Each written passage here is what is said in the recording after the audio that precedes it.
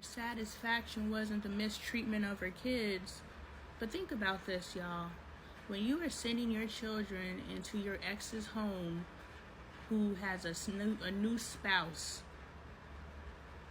but you have armed your kids with so much hate towards their father and hate towards the new woman, that when they get to the house, they automatically have an attitude. They don't want to listen to nobody. They acting like it's a problem being there, even though they want to be there, even though they resent the other kids because they are there. But I can't act like I'm here because that's somehow a betrayal to my mother.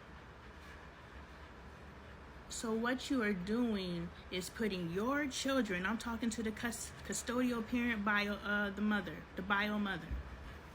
What you're doing is you are putting your children whom you love into the direct line of fire, just so you have something inside, so you have an inside man and you have some sort of control over this man that you don't want. But because you ain't got a new man, that's why when she gets a new man, she don't bother you no more, because in her mind, you're hers until she says you're not. You think only men are possessive? No, women are possessive as well.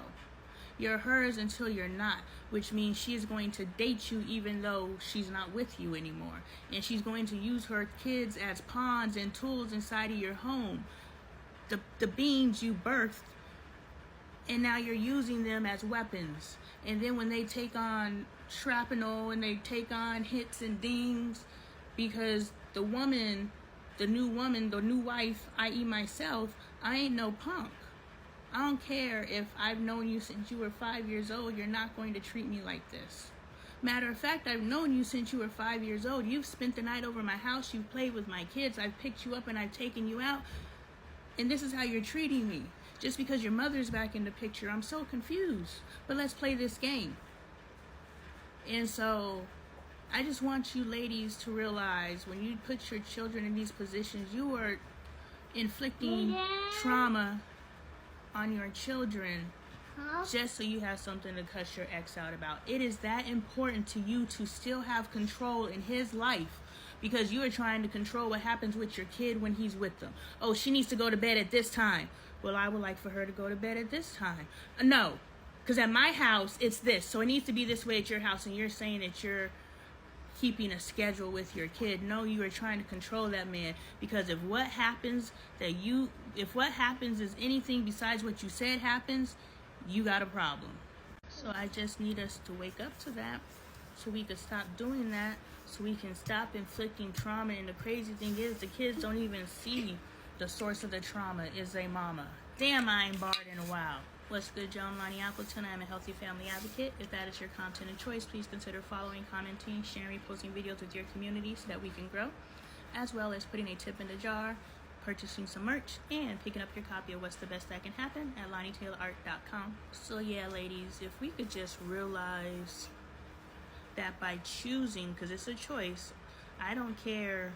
Look, if he's unfit, he's unfit. The question arises, what was your self-love standards where you accepted an unfit person into your space, into your life, into your body? But just because he doesn't live his life the way that you want him to live his life, that does not mean he's unfit. That just means you have control issues you need to address.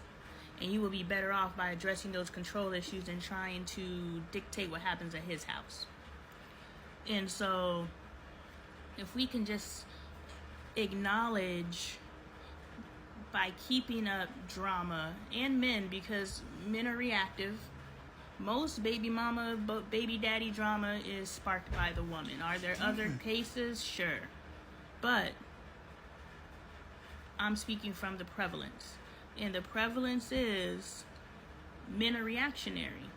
They're trying to do right, but every time they try to do right, because no one taught them how to do right, they're just trying with their best efforts. They're literally talking to other men who are either successfully or unsuccessfully co-parenting, trying to figure out, well, how do I approach her? And we won't sit down and have a conversation where we can say, this is how I would like to be approached. well, I can't necessarily approach you this way, but I could approach you this way.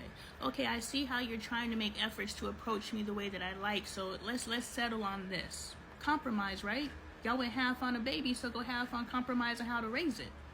Let him raise that baby how he raises that baby at his house. I bet you anyone out there who is successfully parenting probably allows the other parent to raise the child as they choose to raise the child, because the child is what's important, not your control issues. They're able to trust what goes on with their kid at the other parent's house because they trust the other parent, which means they waited until they met someone that they could trust to actually reproduce with.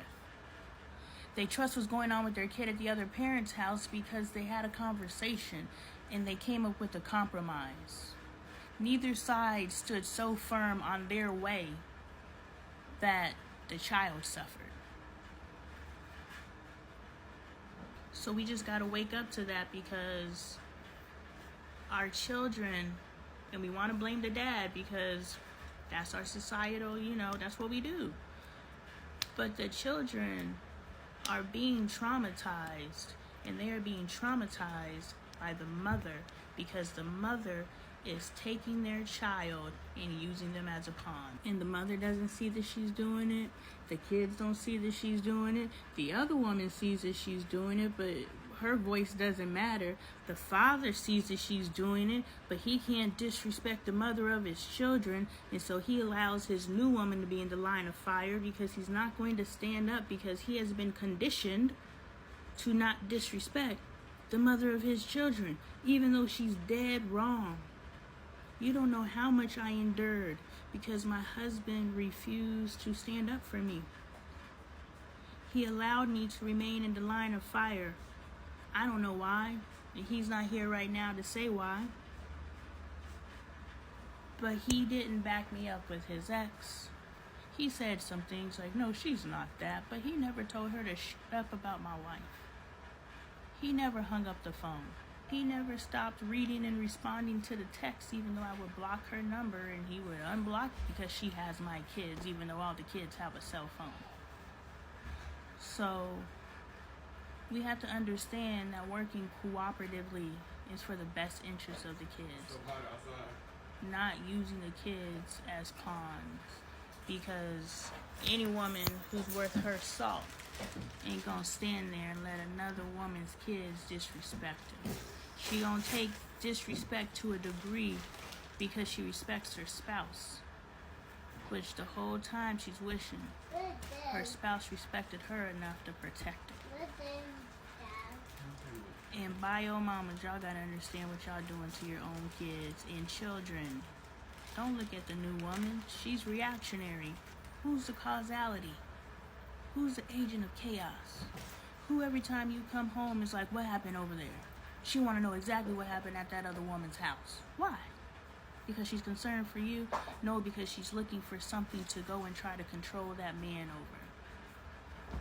So she's using you. So focus some of that anger that you got towards your daddy because he didn't protect you.